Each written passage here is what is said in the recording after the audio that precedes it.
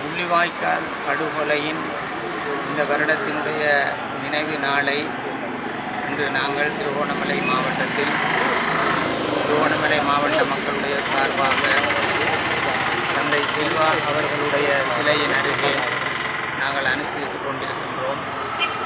முள்ளிவாய்க்கால் படுகொலை என்பது இந்த நாட்டிலே வாழுகின்ற தமிழ் மக்கள் மாத்திரமல்ல, உலக நாடுகளில் வாழுகின்ற தமிழ் மக்கள் மத்தியில் மிகவும் பாரமான மிகவும் கனத்த படுக்களை சுமந்து கொண்டு இருக்கின்ற ஒரு நாளாக இருக்கின்றது.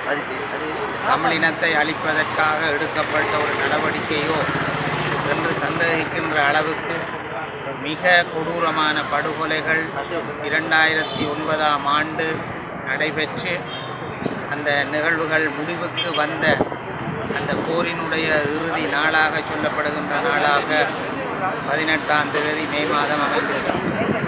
ஆகவே இந்த நாளிலே எங்களுடைய விடுதலைக்காகவும் நல்ல வாழ்க்கைக்காகவும் அநியாயமாக கொன்றொழிக்கப்பட்ட மக்களை நினைவு கொள்ள வேண்டிய ஒரு கட்டாயத்திலே நாங்கள் இருக்கின்றோம்.